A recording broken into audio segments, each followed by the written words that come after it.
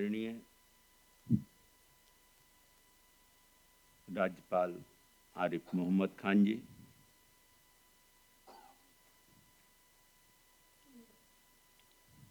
सभी धर्मों के धर्माचार्यगण,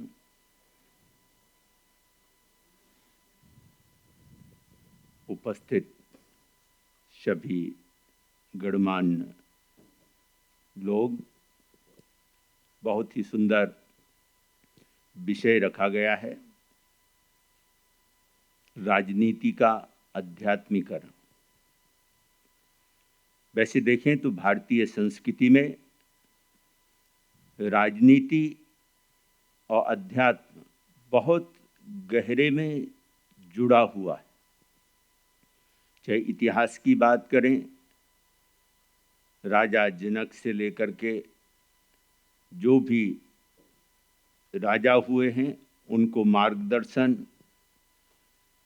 कुलगुरु और राजगुरु करते थे, जिससे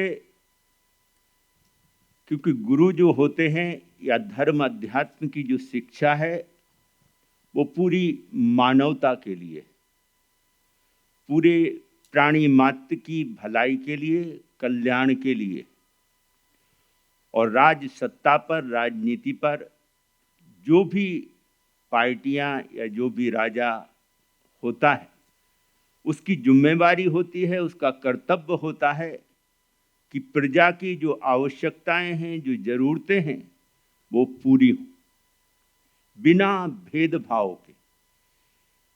क्योंकि धर्म और अध्यात्म हमें भेदभावों से मुक्त करता है और अपनी तरह ही सभी जीवात्माओं को, सभी लोगों को देखने की दृष्टि और नजर देता है।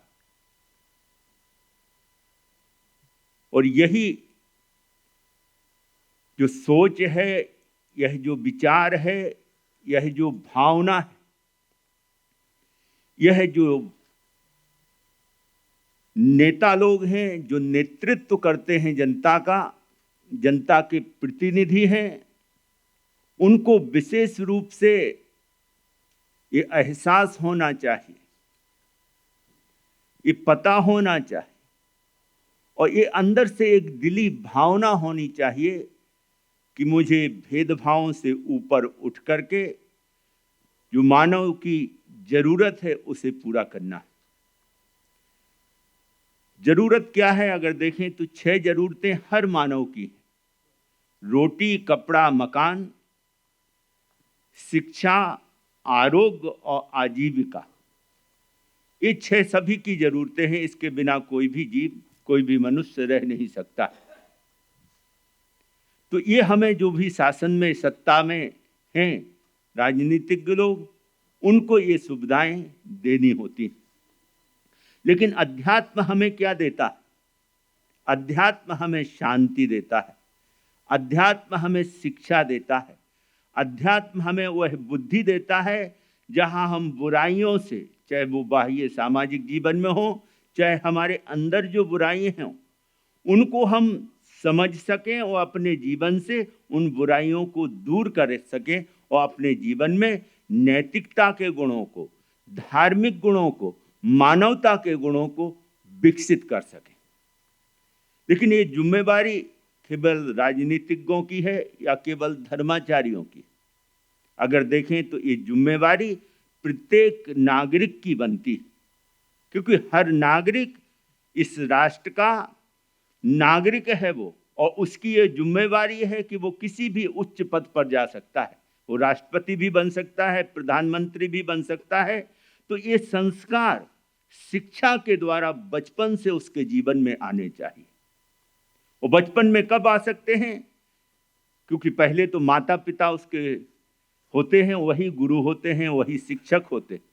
पहले संस्कार उसे वहाँ घर से मिलते हैं, जहाँ से वो माता पिता की, परिवार के लोगों की उंगली पकड़ करके चलता। तो हमें वो माहौल उस परिवारों में बनाना होगा।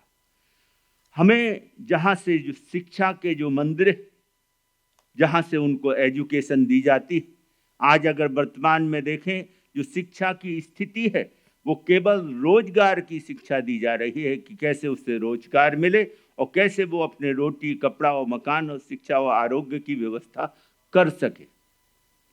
लेकिन उतने से ही मनुष्य जीवन की जिम्मेवारी पूरी नहीं होती। मनुष्य जीवन सभी प्राणियों में सर्वश्रेष्ठ जीवन। उस जीवन की जिम्मेवारी अपनी जरूरतों को पूरा करने के साथ साथ पूरी कायनात की, पूरी प्रकृति की जो घटक हैं, पंचभूत हैं, क्योंकि पांच भूतों से जो बनी हुई सृष्टि है उसे भौतिक कहते हैं। और जो आत्मा है और परमात्मा है, चाहे उसे ईश्वर कहें, चाहे कोई अल्लाह कहता है, कोई गॉड कहता है, उस तक पहुंचने का जो मार्ग है वह है अध्यात्म। लेकिन वो हमारे जीवन से परिलक्षित कैसे होगा? तो अध्यात्म के आत्मा का जो मूल गुण है अगर देखा जाए तो अनंत शक्ति है, अनंत ज्ञान है, अनंत दर्शन है और अनंत आनंद है। ये मूल रूप से आत्मा के गुण।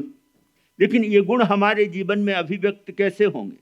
अहिंसा के द्वारा होंगे, प्रेम के द्वारा होंगे, करुणा के द्वारा होंगे, दया के द्वारा होंगे, भाईचारे के द्वारा होंगे, सर्वधर्म सद्भावना की भावना के द्वारा ये अभिव्यक्त होंगे।